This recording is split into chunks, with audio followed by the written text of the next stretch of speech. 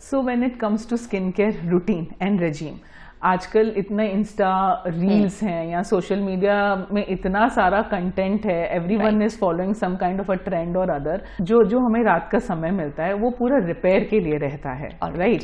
सो हमारा जो day to day damage हो रहा है स्किन में, वो रिपेयर आपका नाइट टाइम में ही होगा। फोटो एजिंग का मतलब जो सन के वजह से एजिंग होती है। अगर आप घर में भी अंदर हैं तो आपका यूवी रेस तो आ रहे हैं, and this UV rays can lead to damage. Reapplication of sunscreen is very important.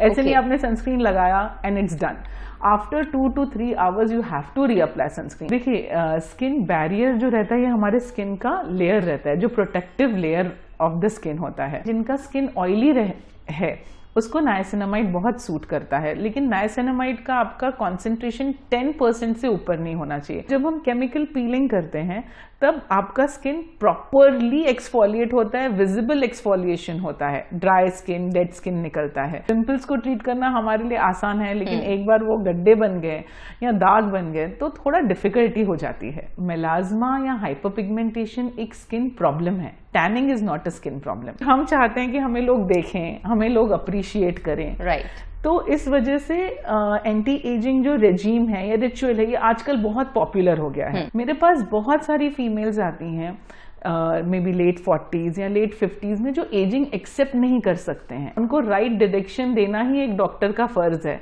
ना कि वो कोई भी ट्रेंड्स को ब्लाइंडली फॉलो कर रहे हैं और उससे वो परेशान हो रहे हैं, कर रहे हैं खुद को भी और अपने आसपास वालों को भी। दोस्तों, आज इंटरनेट पर अच्छी और फ्लॉलेस स्किन के लिए काफ़ी सारी इन्फॉर्मेशन अवेलेबल है, DIY होम रेमेडीज़ भी हैं, लेकिन ज़रूरी ये है कि सही नॉलेज सही पर्सन से आए। इसलिए अगर आप अच्छी और फ्लॉलेस स्किन चाहते हैं तो आज का एपिसोड आपको पूरा देखना चाहिए।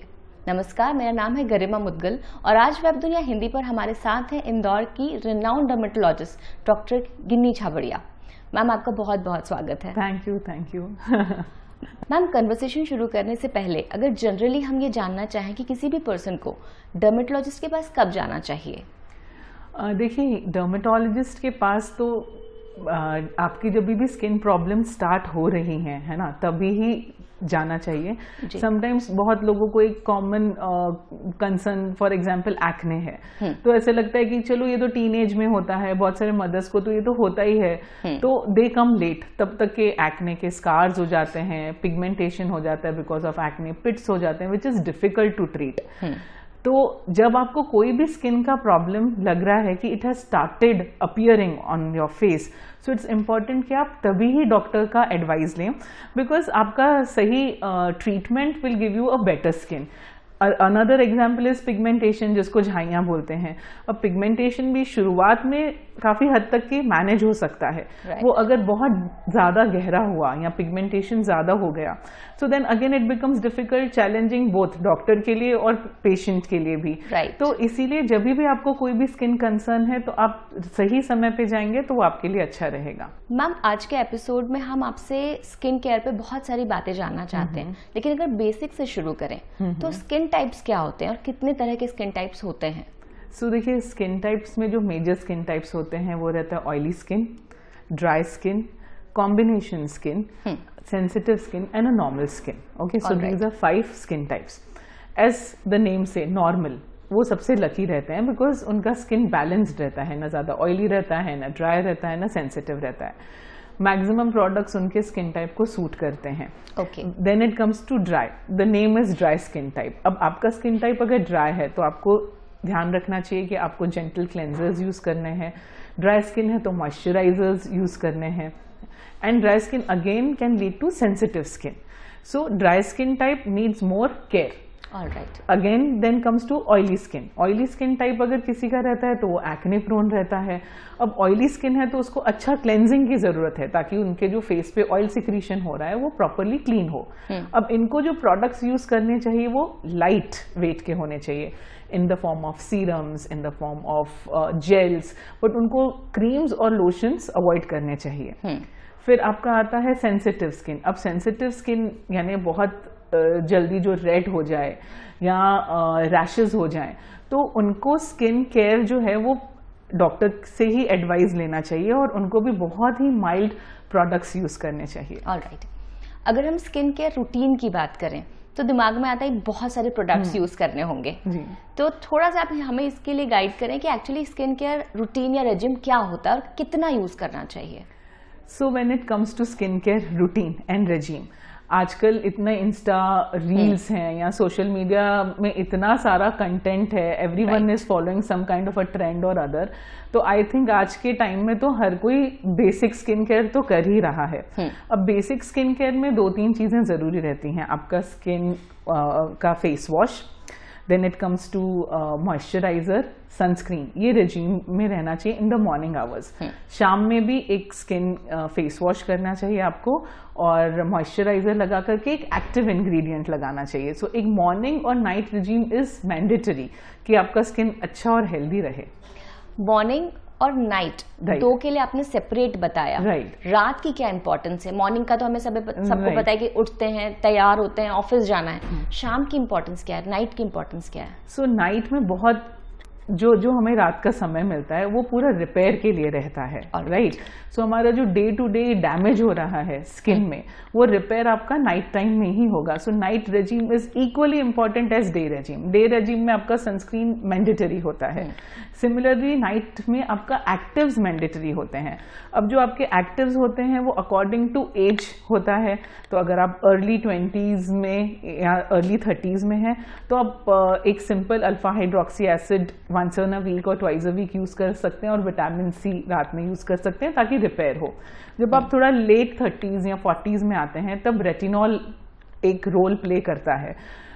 वो एज एन एंटी एजिंग और स्किन सेल टर्नओवर को इंक्रीज करता है।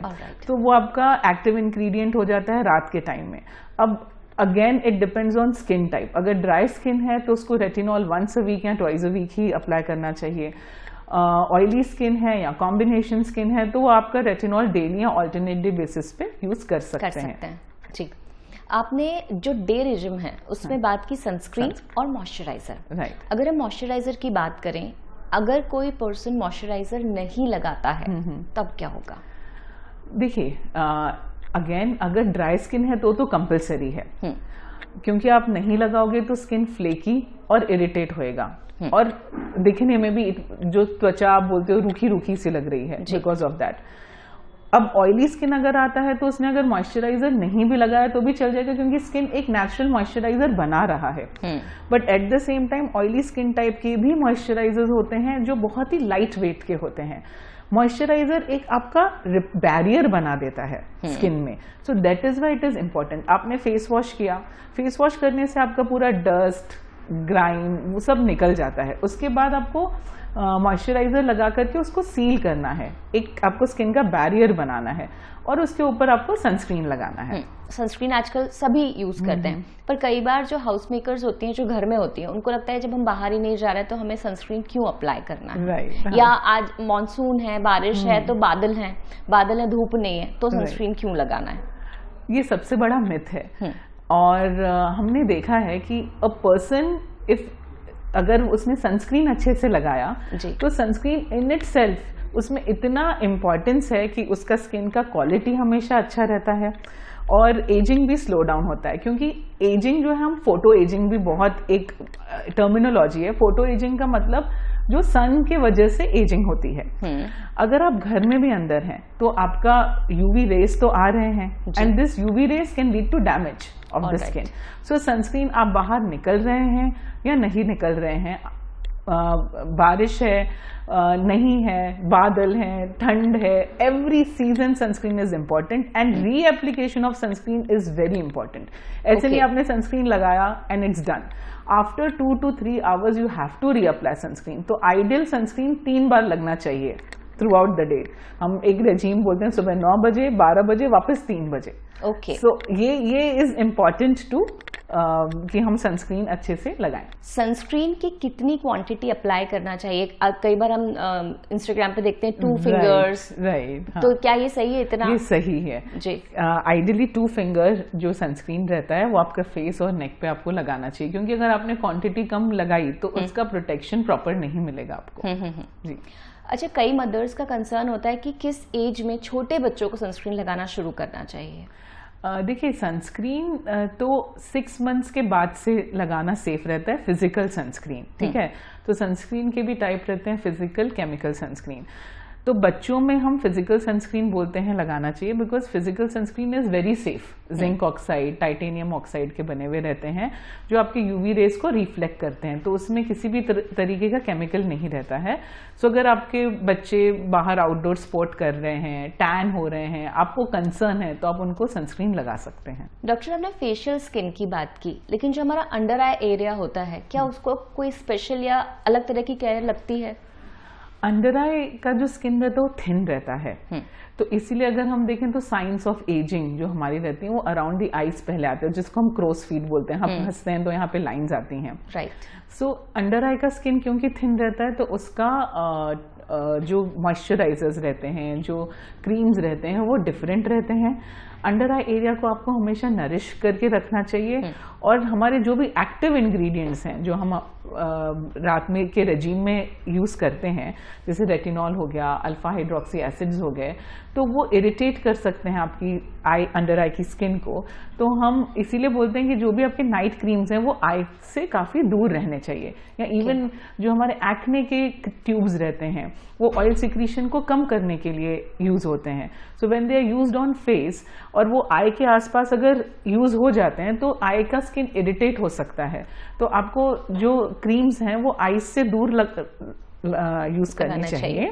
एंड प्लस जो आपकी क्रीम्स रहती हैं आई की, वो स्पेशल क्रीम्स रहती हैं, तो वो यूज करनी चाहिए। ओके, आपने कहा कि आई से दूर यूज करना चाहिए, राइट। तो मान लीजिए अगर हम नाइसिनामाइड यूज कर रहे हैं या विटामिन सी सीरम यूज कर रहे हैं, उन्हें भी आंखों से दूर यूज करना है? देखिए कुछ प्रोडक्ट्स जो रहते हैं वो सेफ रहते हैं, जैसे नाइसिनामाइड, विटामिन सी थोड़े से सेफ मॉलिक्यूल्स हैं, वो अराउंड द आईज लग गए तो उसमें कोई इश्यूज नहीं होते हैं। लेकिन कुछ प्रोडक्ट्स जैसे मैंने बोला रेटिनॉल और अल्फा हाइड्रोक्सी एसिड या बीटा हाइड्रोक्सी एसिड हो गए, वो थोड़े से स्ट्रॉन्ग और हार्श रहते हैं, तो वो अगर आईज के आसपास आ जाते हैं तो थोड़ा डर्मेटाइटिस, रैशेज या रेडनेस के चांसेस होते हैं। डॉक्टर, कई लोग बेबी प्रोडक्ट्स का यूज करना पसंद करते हैं, जैसे कि क्रीम्स हुए या शैम्पू हुए, उन्हें लगता है कि ये प्रोडक्ट्स उनकी स्किन पे बहुत माइल्ड होंगे, तो क्या सच में बेबी प्रोडक्ट्स मैच्योर स्किन पर इफेक्टिव होते हैं? अगर मेरे कोई पेशेंट्स मेरे पास आकर के बोलते हैं कि मैं बेबी प्रोडक्ट्स यूज करती हूँ, तो मैं सबसे पहले क्वेश्चन करती हूँ, are you a baby? So baby products जो रहते हैं वो उनके स्किन टाइप के हिसाब से बने रहते हैं, बहुत जेंटल रहते हैं। अब हम जो एडल्ट्स रहते हैं, हमारा डे टू डे एक्सपोजर धूल मट्टी में बहुत ज़्यादा होता है, यहाँ पोल्यूशन है, so we need a product which cleanses our skin properly. So baby products let us restrict कि वो बेबीज ही यूज करें, और एडल्ट्स को they should use their products, not the baby products. और क्योंकि अब हम एक एक्सपर्ट से जान रहे हैं कि बेबी प्रोडक्ट्स स्पेसिफिकली बेबीज के लिए होते हैं, तो ये उन्हें यूज कर देना चाहिए। yes, yes. डॉक्टर, पिछले कुछ समय से हमने कुछ एक्टिव्स के नाम जो कि आपने अभी भी यूज किए, हमने काफी सुने, and I am very sure हमारे व्यूअर्स भी इसके बारे में जानना चाहेंगे, तो एक एक करके हम उन एक्टिव्स पे बात करते हैं और आपका एक्सपर्ट ओपिनियन उन पे लेते हैं। जी बिल्कुल। Vitamin C serum. Vitamin C serum जो है ये पिगमेंटेशन को कम करता है। अब विटामिन सी सीरम बहुत ही एक अच्छा एक्टिव इंग्रेडिएंट है, जो आप मॉर्निंग में भी लगा सकते हैं, नाइट में भी लगा सकते हैं। इसके रिजल्ट्स भी बहुत अच्छे हैं। मैंने बहुत रेयरली देखा है कि किसी को विटामिन सी से इरिटेशन या एलर्जी हो सकती है। So it can be used in the form of serum या क्रीम मॉर्निंग एंड नाइट। तो ये एक अच्छा प्रोडक्ट है, जो कभी कभी हमें लगता है कि चलो मैं डर्मैट के पास नहीं जा सक रही हूँ तो मैं क्या लगाऊं, तो विटामिन सी एक सेफ ऑप्शन है। सेफ ऑप्शन है, और शायद सेल रिपेयरिंग के लिए भी ये काफी सेल रिपेयर भी होता है, but majorly it is an antioxidant. तो ऑक्सीडेटिव डैमेज जो स्किन का है वो कम होता है उससे, और पिगमेंटेशन में बहुत हेल्पफुल रहता है। मैम, आपने टर्म यूज किया एंटीऑक्सीडेंट, राइट। तो हमारी बॉडी में क्या कुछ ऑक्सीडाइजेशन होता है जिसको एंटीऑक्सीडेंट की जरूरत होती है? एक्चुअली क्या रहता है कि because of maybe lifestyle, stress या wrong eating habits, body undergoes oxidative stress. तो हमारी बॉडी बहुत सारे फ्री रेडिकल्स बनाती है जो हमारे स्किन को या हमारी इंटरनल बॉडी को भी डैमेज करते हैं। ये फ्री रेडिकल्स, अगर हम स्किन की बात करें तो हमारे को अर्ली साइंस ऑफ एजिंग आ सकता है, पिगमेंटेशन आ सकता है। तो एंटीऑक्सीडेंट्स जो हैं ये ऑक्सीडेटिव डैमेज या ऑक्सीडेटिव स्ट्रेस को नलिफाई या कम करता है जी। तो एंटीऑक्सीडेंट्स यानी आपके डे टू डे लाइफ में भी अगर आप अच्छे fresh fruits, vegetables, green leafy vegetables, tomatoes का यूज करेंगे तो उसमें टमाटोज में एक इंग्रेडिएंट होता है लाइकोपाइन, जो कि एक बहुत अच्छा एंटीऑक्सीडेंट रहता है। तो antioxidant play a very good role. जी। अच्छा, आपसे जितनी बात हो रही है उतने टर्म समझ में आ रहे हैं जैसे फ्री रेडिकल्स या एक होता है स्किन बैरियर, थोड़ा सा आप इस पे भी लाइट डालिए। देखिए, स्किन बैरियर जो रहता है ये हमारे स्किन का लेयर रहता है, जो protective layer of the skin होता है। तो अगर कोई हार्श प्रोडक्ट्स यूज करते हैं, जैसे हमने स्क्रबिंग की या हमने एक्स्ट्रा, अब बहुत लोगों को आदत होती है फेस वॉश दिन में 3 से 4 बार करना है, इतनी बार नहीं करना है, 2 बार ही करना है विद फेस वॉश। पानी से आप नॉर्मल वाटर से कर सकते हैं, but you don't have to use face wash again and again. तो आपका जो स्किन का बैरियर है वो डैमेज हो सकता है। तो आपका स्किन के बैरियर को रिपेयर करने के लिए आजकल मॉइस्चराइजर्स आते हैं जिसमें सीरामाइड्स होते हैं, so they are very helpful. The next is hyaluronic acid. Right, ये क्या होते हैं? देखिए, हाइलुरोनिक एसिड जो है वो हमारी स्किन का एक नेचुरल इंग्रेडिएंट होता है और हाइलुरोनिक एसिड में एक कैपेसिटी होती है to hold water. Okay, so it is a natural moisturiser. So hyaluronic acid की एक ब्यूटी है, ये तो अभी आप लोगों को बिकॉज अगेन अवेयरनेस की वजह से ये टर्मिनोलॉजी बहुत पॉपुलर हुई है। जी हाँ। नहीं तो हमारे मॉइस्चराइजर्स में या हमारे क्रीम्स में maximum of the creams have hyaluronic acid, क्योंकि इसकी वाटर होल्डिंग कैपेसिटी रहती है, तो एक सपलनेस देता है स्किन में। और हाइलुरोनिक एसिड हम इंजेक्ट भी कर सकते हैं, तो जब हम स्किन के अंदर इंजेक्ट करते हैं तो उसको स्किन बूस्टर्स बोलते हैं, ताकि वो स्किन की इलास्टिसिटी को मेंटेन रखे, स्किन की हाइड्रेशन को मेंटेन करें। और यही हाइलुरोनिक एसिड होता है जो और क्रॉस लिंक हो करके फिलर्स बनते हैं। तो हाइलुरोनिक एसिड के ही फिलर्स होते हैं जो हम अंडर द आई यूज कर सकते हैं, अगर आंखों के नीचे गड्ढा है या कहीं का भी हमारा स्किन नेजोलेबियल फोल्ड हो गए, या हमारा चीक फैट पैड, जैसे हम एज करते हैं तो ये फैट पैड डाउन होता है, तब हम हाइलुरोनिक एसिड का ही फिलर यूज करते हैं, क्योंकि एक नेचुरल मॉलिक्यूल है और ये धीरे धीरे धीरे डीजेनरेट होता है बॉडी से। सो हाइलुरोनिक एसिड के बहुत सारे फॉर्म्स हैं और डे टू डे लाइफ में हम हाइलुरोनिक एसिड के सीरम्स आजकल बहुत रिकमेंड करते हैं, क्योंकि अगेन जैसे मैंने बोला वाटर होल्डिंग कैपेसिटी उसकी अच्छी है, तो एक नेचुरल लस्चर देता है वो स्किन को। बाकी जो जितने भी आपने बातें बताई हैं कि इंजेक्ट कर सकते हैं या फिलर्स हैं, वो सारे एडवांस प्रोसीजर का पार्ट होते होंगे? हाँ, तो वो जैसे अभी एंटी एजिंग का एक ट्रीटमेंट फॉर्म रहता है। अगर हम स्किन बूस्टर्स की बात करें तो वो तो कोई भी इंजेक्ट करवा सकता है, क्योंकि वो सिर्फ स्किन के डर्मल लेयर में हम हाइलुरोनिक एसिड को प्लेस कर रहे हैं, तो उसका कोई एज बार नहीं रहता है। और जैसे फिलर्स रहते हैं, तो वो फिलर्स जैसे मैंने आपको बताया कि अगर कहीं का भी हमारा वॉल्यूम लॉस होता है तो वो इंजेक्ट कर सकते हैं हम वहाँ पे। Next is niacinamide. नायासिनामाइड भी एक बहुत अच्छा मॉलिक्यूल है, ये विटामिन B3 रहता है और ये पिगमेंटेशन में हेल्प करता है। अगेन जिनका स्किन ऑयली है उसको नायासिनामाइड बहुत सूट करता है, लेकिन नायासिनामाइड का आपका कॉन्सेंट्रेशन 10% से ऊपर नहीं होना चाहिए।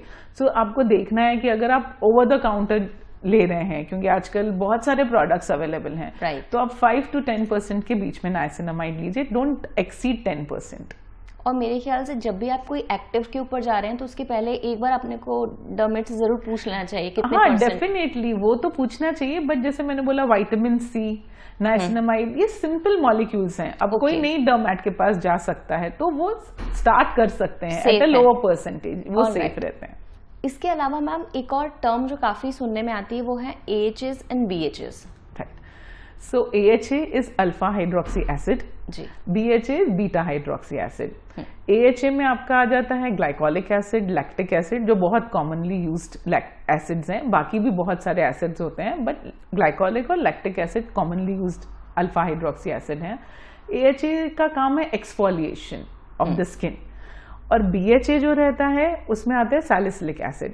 सैलिसिलिक एसिड जो है आपका ऑयल सिक्रीशन को कम करता है, तो सैलिसिलिक एसिड या beta hydroxy acid oily skin के लिए बहुत अच्छे रहते हैं।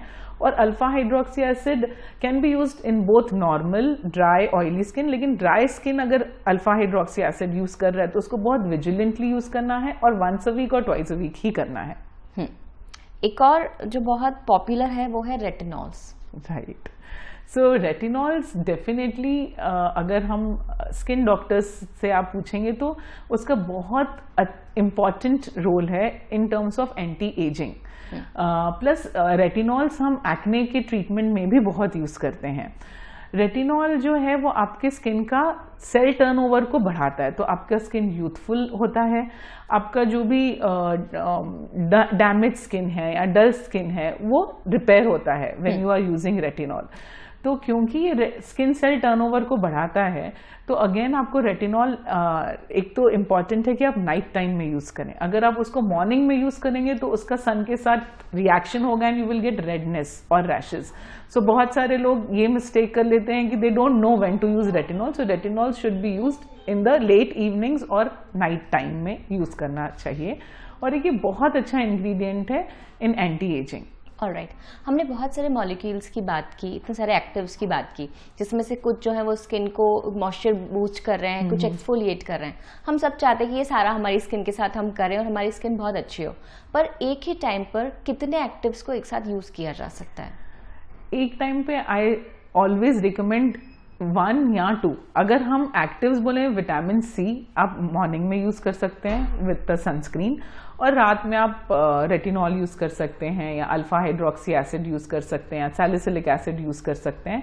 बट जो रात के एक्टिव्स होते हैं वो एक सिंगल एक्टिव एजेंट ही यूज करना चाहिए। So don't use 2 actives at the bed time, except again vitamin C and niacinamide एक इनर्ट मॉलिक्यूल है, तो vitamin C and niacinamide use करके अगर आप चाहें तो आप रेटिनॉल या अल्फा हाइड्रोक्सी एसिड यूज कर सकते हैं। But alpha hydroxy acid retinol या beta hydroxy acid retinol together नहीं यूज करना चाहिए। ओके, अभी हमारी बातचीत के दौरान एक टर्म आया एक्सफोलिएशन। राइट, पर इसमें भी हम 2 चीजें सुनते हैं, एक है फिजिकल एक्सफोलिएशन और एक है केमिकल एक्सफोलिएशन। इनमें क्या डिफरेंस है? फिजिकल एक्सफोलिएशन मीन्स आप फिजिकली कोई चीज कर रहे हैं इन द फॉर्म ऑफ स्क्रब, ठीक है, या आप घिसते हैं, ठीक है, तो उसको फिजिकल एक्सफोलिएशन यानी किसी भी चीज को निकालना, हटाना। Right.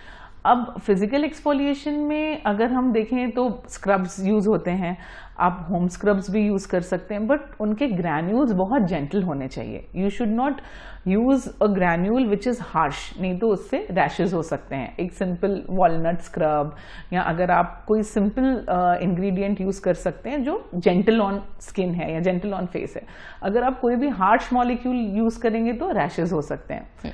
Chemical exfoliation is used by doctors, या अगर हम होम में डे टू डे यूज कर सकते हैं तो एक लो परसेंटेज का एक्सफोलिएटिंग एजेंट, अगेन जैसे मैंने बोला alpha hydroxy acid is a good exfoliant, तो उसका परसेंटेज अगर हम ग्लाइकोलिक एसिड की बात करें तो 6 to 12% तक के आप यूज कर सकते हैं, 12-15%, but don't exceed more than 15%। उसके बाद केमिकल एक्सफोलिएशन जो है वो क्लिनिक पे करना चाहिए अंडर डॉक्टर सुपरविजन, जिसको हम केमिकल पीलिंग या chemical exfoliation at a higher percentage करते हैं। अब जब हम केमिकल पीलिंग करते हैं तब आपका स्किन प्रॉपरली एक्सफोलिएट होता है, विजिबल एक्सफोलिएशन होता है, ड्राई स्किन, डेड स्किन निकलता है, तो उसमें परसेंटेज ऑफ जो एक्टिव इंग्रेडिएंट्स होते हैं वो ज्यादा होते हैं। सो इसीलिए आपको जो है chemical exfoliation you should do at a clinic. Right ma'am, जब हम एक्सफोलिएट करते हैं स्किन को तो आउटर लेयर जो है या डेड लेयर जो है वो हट जाती है और अंदर से एक न्यू लेयर बाहर आती है। ऐसी कंडीशन में क्या स्किन ज्यादा सेंसिटिव हो सकती है? Yes, definitely. तो इसीलिए आपको मॉइस्चराइजर्स और सनस्क्रीन्स बहुत इंपॉर्टेंटली यूज करते रहना चाहिए। अब आपने अगर इन क्लिनिक प्रोसीजर्स करवाए तो डॉक्टर आपको प्रॉपरली गाइड करेंगे ही कि आपको क्या क्या यूज करना है, कितने टाइम में यूज करना है। लेकिन अगर आप घर पे भी, जैसे मैंने बोला, वंस अ वीक या ट्वाइस अ वीक आप अल्फा हाइड्रोक्सी एसिड यूज कर रहे हैं, नाउ अ डेज बहुत पीलिंग एजेंट्स आपको मिलते हैं मार्केट में, होम पील करके बोला जाता है जी। बट अगर आप होम पील भी यूज कर रहे हैं, लो परसेंटेज में भी यूज कर रहे हैं, वो भी कहीं ना कहीं एक्सफोलिएट कर रहा है at a micro level which is not visible to our eyes, लेकिन हल्का सा ड्राइनेस और सेंसिटिविटी होती है स्किन की। तो आपको मॉइस्चराइजर और सनस्क्रीन मैंडेटरी है। जब आप ये सब कर रहे हैं तो आप को सन डैमेज नहीं हो, वो आपको ध्यान रखना चाहिए। If you are going for beach holidays पे जा रहे हैं, या आपको पता है आप वेकेशन पे जा रहे हैं, तब आप ये एक्सफोलिएंट्स ना यूज करें तो बेटर रहेगा, क्योंकि आप तब इतना ध्यान नहीं दे सकते हैं। बिल्कुल। वहां से लौटने के बाद आप कर सकते हैं। वहां से लौटने के बाद भी आपको 1 वीक का गैप देना चाहिए, क्योंकि स्किन इज अंडर इन्फ्लेमेशन। अगर आप कोई बीच हॉलीडे पे गए हैं तब तो आपको बहुत जरूरी है ध्यान देना, क्योंकि हमारा स्किन को सन डैमेज, आप कितना भी सनस्क्रीन लगाएंगे कहीं ना कहीं थोड़ा बहुत सन डैमेज होता है। तो स्किन को थोड़ा सा काम डाउन होने का टाइम दीजिए, हफ्ता 10 दिन रुक जाइए, फिर ट्रीटमेंट लीजिए। और अदरवाइज हमें क्या लगता है कि जैसे ही हम वेकेशन से लौट के आए हैं, स्किन टायर्ड है, शुरू कर देते हैं रिपेयरिंग। राइट। सो रिपेयर में आपको बस मॉइस्चराइजर एंड सनस्क्रीन यूज करना चाहिए। ऑलराइट मैम, अब कुछ स्किन प्रॉब्लम्स और सॉल्यूशंस पे आते हैं जी। और सबसे पहले टीनेज से शुरुआत करते हैं। हाँ। एक जो बहुत कॉमन और कह लें यूनिवर्सल प्रॉब्लम है, जो कि है एक्ने। तो बेसिकली एक्ने क्या है और उनका ट्रीटमेंट कैसे किया जाता है?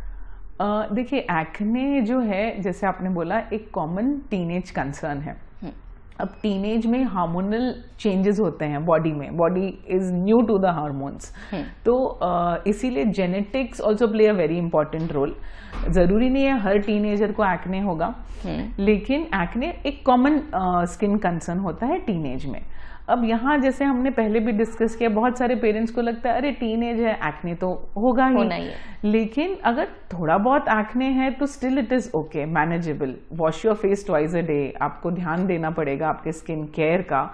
लेकिन आपको लग रहा है कि एक्ने थोड़ा सा अग्रेसिव फॉर्म में है, उसमें रेड कलर, लाल कलर की फुंसियां हो रही हैं या पस वाली फुंसियां हो रही हैं, तो आपको डॉक्टर के पास जाकर के ट्रीटमेंट लेना चाहिए, क्योंकि यही पिंपल्स आगे चल के गड्ढे बनाते हैं और दाग धब्बे छोड़ देते हैं, और उसको लेकर के फिर हमें कंसर्न रहता है।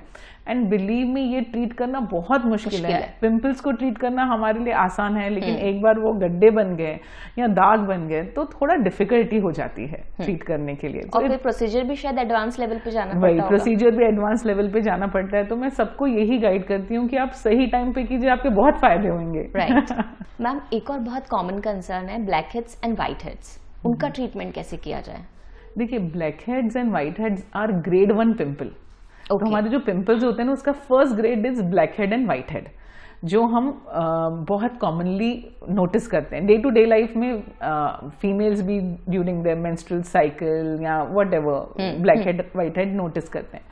ब्लैक हेड्स और white heads clogging of the pores की वजह से होता है। तो अगर आपने अच्छा क्लेंजर यूज किया तो आपका क्लॉगिंग ऑफ द पोर्स नहीं होगा और आपका स्किन अच्छा और क्लीन रहेगा। तो first step to avoid blackheads and whiteheads is a good skin washing, like a face wash. Okay, then according to your skin type, जो हमने डिस्कस किया था पहले, तो हमारे स्किन टाइप के हिसाब से हमारे फेस वॉशेस होते हैं। अब ऑयली स्किन है तो जैसे हमने बोला बीटा हाइड्रोक्सी एसिड, वो बहुत मेजर रोल प्ले करता है। तो सैलिसिलिक एसिड के फेस वॉशेस बहुत अच्छे रहते हैं when the skin is oily. Black head white head को फॉर्म नहीं हो उसके लिए हेल्प करता है salicylic acid face wash. Black head का मतलब होता है ओपन कोमेडोन, क्योंकि एक ब्लैक कलर का डॉट दिखता है जो अगर हम स्क्वीज करेंगे तो निकल सकता है। अब अगर व्हाइट हेड को आप छेड़ोगे तो वो अंदर ही अंदर पस फॉर्मेशन और इन्फ्लेमेशन में कन्वर्ट होता है। तो व्हाइट हेड जो बनता है उसके ऊपर एक स्किन का लेयर रहता है, कवरिंग रहता है, इसीलिए व्हाइट हेड या क्लोज्ड कोमेडोन बोलते हैं उसको। तो वो बहुत सी बार खुद ही डिसॉल्व हो जाता है। अगर वो नहीं जा रहे हैं, है ना, तो आप उसके साथ स्क्वीज मत कीजिए। आप ब्लैक हेड को भी बहुत ज्यादा स्क्वीज नहीं करना चाहिए। बेटर है कि अगर बहुत ज्यादा ब्लैक हेड व्हाइट हेड हैं तो आप एक स्किन क्लिनिक पे जाएं, डॉक्टर के गाइडेंस के अंदर वो पूरा ट्रीट करवाएं। और अगर आपका व्हाइट हेड है या क्लोज्ड कोमेडोन है तो उसको हमें एक छोटा सा एंट्री पॉइंट करना पड़ता है, पंक्चर पॉइंट करके उसका ऑयल सिक्रीट करना पड़ता है बाहर। एक और बहुत ही कॉमन कंसर्न जो हम सुनते हैं अक्सर, जो कि है ओपन पोर्स। तो ये होते क्या है दरअसल और क्या ये ट्रीटेबल हैं? देखिए ओपन पोर्स बहुत से कॉमन रीजंस की वजह से होता है। सबसे पहले तो अगर ऑयली स्किन है तो ऑयल को बाहर निकलना है, तो इसलिए पोर्स ओपन होते हैं। ओके। अब अगर किसी ने ध्यान नहीं दिया और पोर्स वाइडनिंग हो गया, तो open pores is like a scar, acne scar के जैसा ही है, बट टाइनी स्कार, छोटे छोटे छोटे छोटे पोर्स रहते हैं जी। और फिर open pores at a later stage of age में भी दिखे जाते हैं किसी किसी की स्किन में।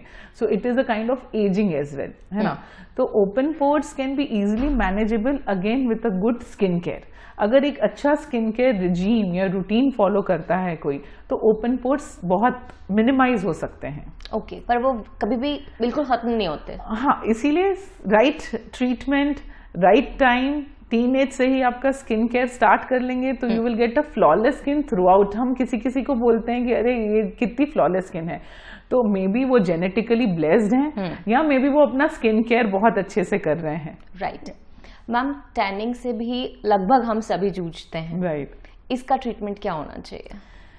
देखिए टैनिंग एक बहुत जनरलाइज टर्म है जिसमें आपका पिगमेंट ओवरऑल बढ़ जाता है स्किन का। अब हम जब भी सन एक्सपोजर रहता है हमारा, तो हमारा मेलानिन सिंथेसिस, मेलानिन जो हमारे को पिगमेंट देता है, उसका सिंथेसिस बढ़ जाता है, तो हमारा पिगमेंटेशन जो है स्किन में रिफ्लेक्ट होता है, उसको टैनिंग बोलते हैं। वो टेम्पररी रहता है मैक्सिमम ऑफ द टाइम। सो आपका जो टैनिंग रहता है that can be easily managed with sunscreen. अगर आप सनस्क्रीन लगाएंगे तो आपका स्किन टैन या डल नहीं होगा। ओके जी। कई लोग हाइपरपिगमेंटेशन या मेलाज्मा को टैनिंग से रिलेट करते हैं, क्या ये सही है? देखिए मेलाज्मा या हाइपरपिगमेंटेशन एक स्किन प्रॉब्लम है, tanning is not a skin problem. Okay, है ना। टैनिंग अगर आप कुछ नहीं करेंगे, 10-15 दिन घर पे भी अच्छे से बैठ जाएंगे in a closed room where there is no sun exposure, आपका टैनिंग ऑटोमेटिकली रिड्यूस होता जाएगा। But hyperpigmentation and melasma is a skin concern. Hyperpigmentation भी बहुत सारे रीजंस की वजह से होता है। अब मेलाज्मा उसका एक पार्ट है जो हार्मोनल चेंजेस की वजह से होता है, more commonly seen in female as compare to male. और other reasons for hyperpigmentation sometimes जो हेयर डाई यूज होता है या आपके परफ्यूम्स होते हैं, उससे भी पिगमेंटेशन होता है। तो डॉक्टर्स जो हैं वो डायग्नोज करते हैं कि आपको हाइपरपिगमेंटेशन किस वजह से हो रहा है, what is the reason. Genetic भी एक बहुत इंपॉर्टेंट फैक्टर है जो मेलाज्मा या हाइपरपिगमेंटेशन के वजह से रिस्पॉन्सिबल होता है। राइट। एक बहुत सिंपल सी चीज है फ्रिक्शन। अपन वो लूफा या काठा रब करते हैं, दिस इज वेरी रॉन्ग। जब अगर हम कोई भी स्क्रब एक्सेसिवली यूज करेंगे तो फ्रिक्शन की वजह से भी पिगमेंट होता है। So that all is hyperpigmentation. अब मेलाज्मा हाइपर या दूसरे टाइप के हाइपरपिगमेंटेशन का एक स्पेशल या प्रॉपर केयर और स्किन लाइटनिंग एजेंट्स यूज करने चाहिए which is under doctors guidance. Ma'am, anti ageing term ये काफी सुनने में आता है, लेकिन इसकी सही एज क्या होती है और इसमें क्या प्रोडक्ट इस्तेमाल किए जाते हैं? एज तो जिस दिन से हम बॉर्न होते हैं तब से होते हैं, right. So the day you are born, every day you are ageing. Anti ageing एक बहुत ब्रॉड टर्मिनोलॉजी है। पहले के टाइम पे लोग इतने कंसर्न नहीं थे, ठीक है। जैसे हम हमारी नानी दादी को देखें या हमारी मदर्स को भी देखें, हमारी दादी नानी में और हमारे मदर्स के अवेयरनेस में फर्क है, और उनके अवेयरनेस और हमारे अवेयरनेस में भी बहुत फर्क है। सो पहले लोग कंसर्न नहीं रहते थे, लाइन्स आ रही हैं, रिंकल्स आ रहे हैं, ठीक है, एज होंगे, बूढ़े होंगे, चलेगा। बट आजकल किसी को एज नहीं करना है फास्ट, यानी उनको फेशियल एजिंग जितना डिले हो या जितना स्लो डाउन हो उतना अच्छा लगता है, क्योंकि आजकल हमारा बाहर जाना, लोगों से मिलना, may be because of social media, Instagram, तो हम सब लोग जो हैं एक तरीके से एक सेलिब्रिटी बन गए हैं, क्योंकि हम चाहते हैं कि हमें लोग देखें, हमें लोग अप्रिशिएट करें। राइट। तो इस वजह से एंटी एजिंग जो रेजीम है या रिचुअल है, ये आजकल बहुत पॉपुलर हो गया है। तो अगर हम सही मायने में एंटी एजिंग स्टार्ट करना चाहते हैं तो सबसे पहले एक अच्छा सनस्क्रीन आप स्टार्ट करें। राइट फ्रॉम योर टीनेज आप सनस्क्रीन स्टार्ट कर लें, ताकि जैसे मैंने हमारे पहले भी हमने डिस्कस किया था, तो सन डैमेज की वजह से एजिंग होती है। तो अगर आपने वहीं उसको कट डाउन किया तो आप एजिंग प्रोसेस को स्लो कर लेते हैं। देंगे। फिर जो आपकी फाइन लाइंस एंड रिंकल्स दिखती हैं, ये आपका अब डिपेंड करता है अगेन आपका लाइफस्टाइल, आपका स्ट्रेस, आपके ईटिंग हैबिट्स, इनसे भी बहुत हमारा स्किन का डैमेज, वेयर एंड टेयर ये बहुत डिपेंडेंट होता है। जो लोग बहुत ज़्यादा स्ट्रेस रहते हैं या स्मोक करते हैं या अल्कोहल कंजम्पशन करते हैं, तो उनके स्किन में डैमेज बहुत क्विकली होता है और उनकी एजिंग बहुत जल्दी दिखने लग जाती है। इसीलिए आप दो व्यक्तियों को 30s में देखोगे तो एक जैसे नहीं लगेंगे, 40s में या 50s में, कोई भी एज ग्रुप में आप देखेंगे तो two individuals look different. It reflects a lot. Definitely genetics play a very important role. अगर हमें जेनेटिकली ब्लेस्ड हैं with a good skin, good hair, तो हम वो जीन्स हैं हमारे। बट अच्छे जीन्स का मतलब ये नहीं आप टेक केयर नहीं करेंगे। तो एंटी एजिंग जो है डेफिनेटली सनस्क्रीन और मॉइस्चराइजर जो बहुत इंपॉर्टेंट रोल प्ले करता है। और जैसे हमने डिस्कस किया था एक्टिव इंग्रेडिएंट्स, प्रॉपर एक्सफोलिएशन होएगा तो डेड स्किन निकलेगी और नई स्किन आएगी which is a youthful and a fresh skin. तो आप प्रॉपर रेजीम भी नाइट का मेंटेन करेंगे तो अच्छा रहता है। मैम आपने हमें एक जनरल जो रेजिम है वो तो समझाया, पर कुछ एडवांस ट्रीटमेंट्स भी होते हैं, प्रोसीजर्स भी होते हैं स्किन में एंटी एजिंग इफेक्ट के लिए, या जैसे आपने रिंकल्स की बात करी, पर्टिकुलर कंसर्न है, फाइन लाइंस हैं, तो इनके लिए हम क्या कर सकते हैं? देखिए फाइन लाइंस और रिंकल्स अगेन एज ग्रुप के हिसाब से रहता है। तो अगर अर्ली 20s या 30s में आते हैं तो सिंपल केमिकल पील्स या केमिकल एक्सफोलिएशन से बहुत इम्प्रूवमेंट होता है। और जैसे मैंने आपको हमारे डिस्कशन में हमने पहले स्किन बूस्टर्स की भी बात की थी, तो वो हाइलुरोनिक एसिड जो हम स्किन में इंजेक्ट करते हैं उससे आपका स्किन का इलास्टिसिटी मेंटेन रहता है। तो ये हम अर्ली एजेस में ये कर सकते हैं। एज यू एज, तो जो पार्ट ऑफ एजिंग रहता है सबसे इम्पॉर्टेंट रहता है कि हमारा जो फैट पैड है हमारे स्किन का उसका लॉस होता है। जो हमारे मसल हैं वो लैक्स होते हैं, तो इसीलिए हमें लाइंस दिखती हैं, क्रोथ फीट दिखता है, फोरहेड लाइंस दिखती हैं, यहाँ पे फोल्ड्स आने शुरू हो जाते हैं। तो क्योंकि हमारा वॉल्यूम लॉस हो रहा है या वॉल्यूम डिप्लीट हो रहा है, सो हम एक चीज बोलते हैं जिसमें हमारा फेस का जो ट्रायंगल होता है वो इन्वर्ट हो जाता है। सो जो हमारा फेस जो ट्रायंगुलर रहता है यहाँ से टेपर्ड रहता है, ऊपर से ब्रॉड रहता है। जैसे हम एज करते हैं तो नीचे से ब्रॉड होता है और ऊपर से टेपर होता है। तो अब नीचे से वो ब्रॉड क्यों होता है कि आपका फैट पैड नीचे आ रहा है और यहाँ पे सब आकर के लटक रहा है, सैगिंग हो रही है। तो इसीलिए आपका नीचे से बेस ब्रॉड हो जाता है। अब हमें एक सिंपल प्रोसीजर्स होते हैं जिसमें हम उसको लिफ्ट कर सकते हैं। अब लिफ्टिंग के बहुत सारे टेक्निक्स हैं। अगर simple skin tightening, radio frequency skin tightening होता है जो स्किन के वो टाइटन करने में हेल्प करता है। फिर एक और प्रोसीजर होता है जिसको हाइफू बोलते हैं, हाई इंटेंसिटी फोकस्ड अल्ट्रासाउंड। उसको नॉर्मल लैंग्वेज में नॉन सर्जिकल फेस लिफ्टिंग भी बोला जाता है।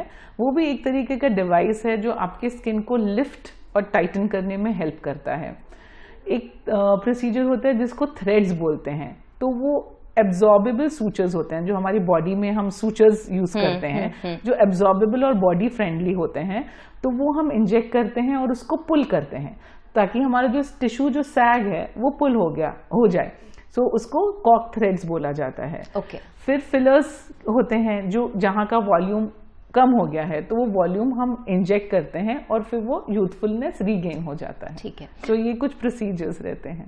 पर मैम ये हर एज ग्रुप के लिए डिफरेंट होता होगा कि इस एज पर इतने टाइम पीरियड तक इसका इफेक्ट रहेगा और फिर से प्रोसीजर रिपीट करना पड़ेगा? डेफिनेटली। तो ये सारे जो प्रोसीजर्स रहते हैं नथिंग इज परमानेंट।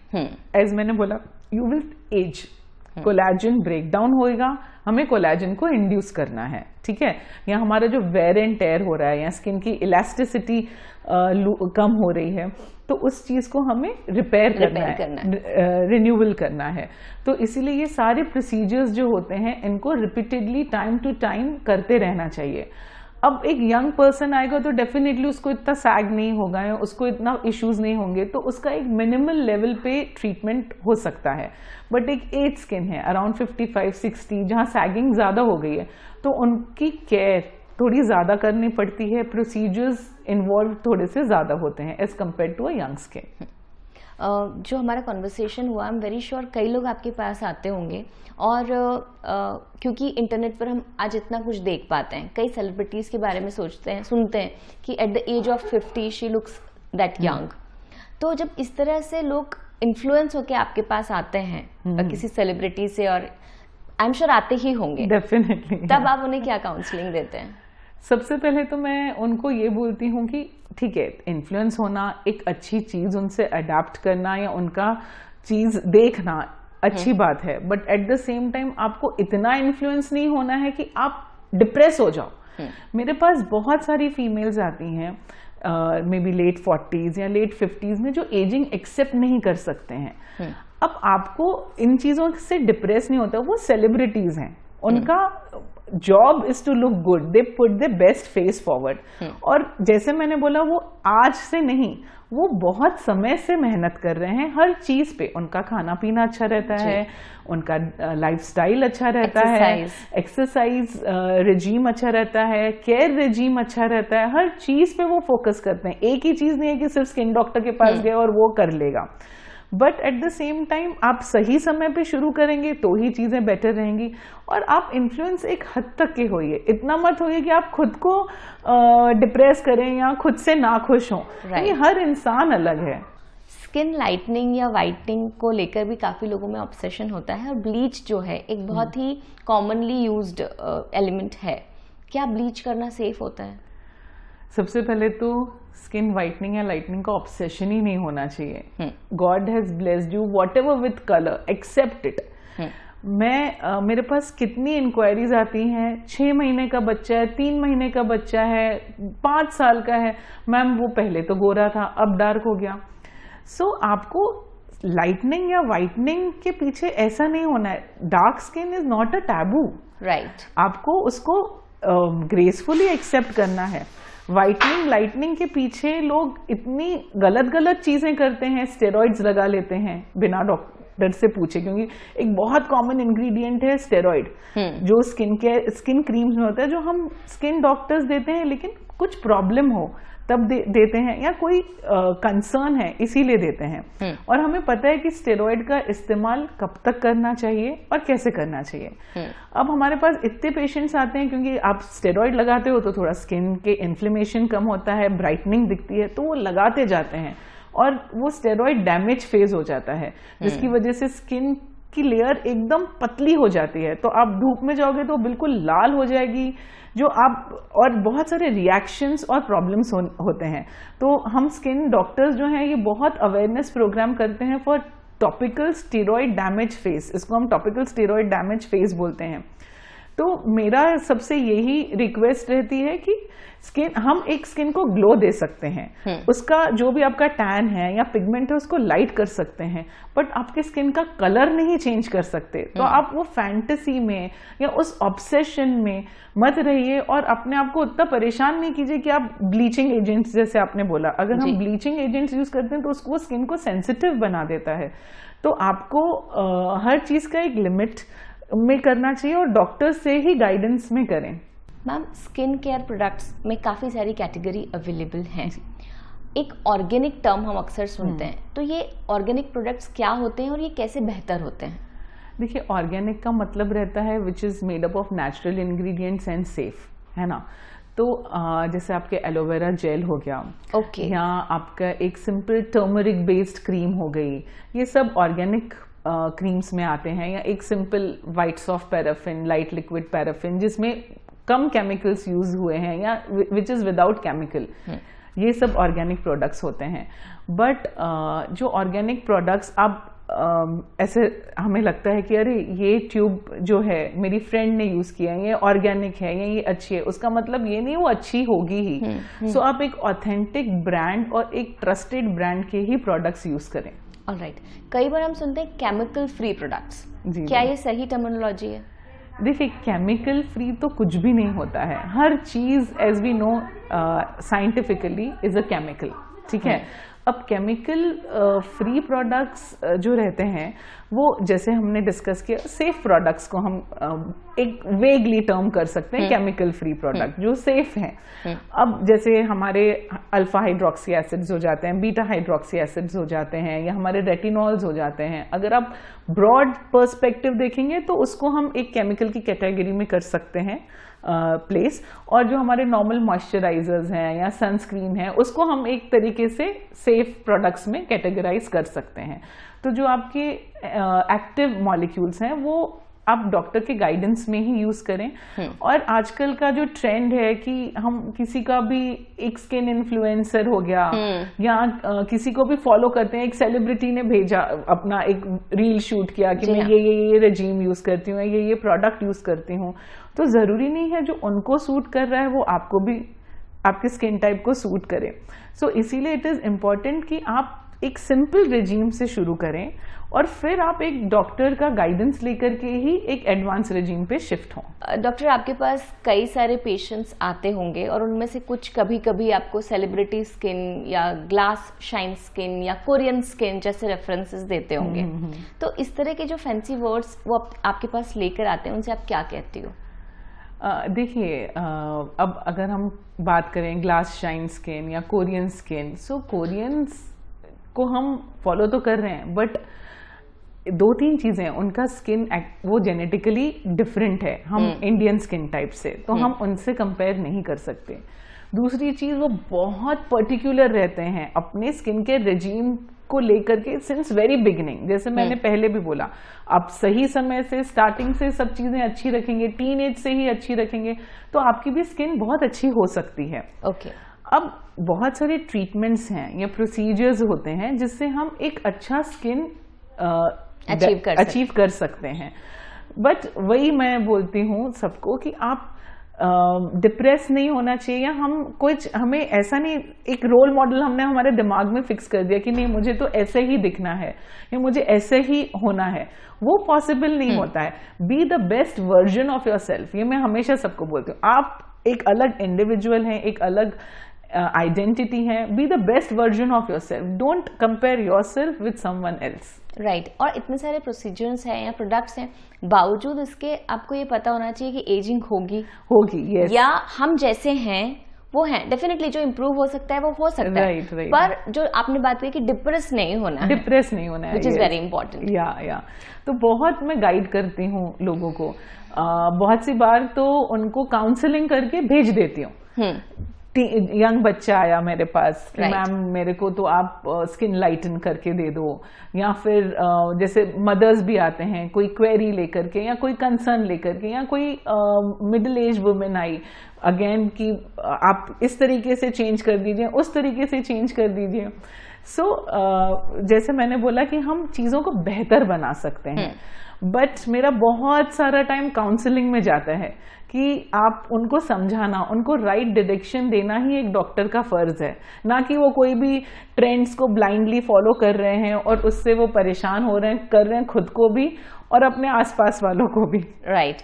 मैम, आपने हमारे इतने सारे क्वेश्चंस का बहुत ही साइंटिफिक और लॉजिकल आंसर दिया। लास्टली मैं आपसे कुछ ऐसे क्वेश्चंस पूछूंगी जो डेफिनेटली मैंने भी इंटरनेट पे देखे हैं, और आपको सिर्फ यस और नो में आंसर करना है।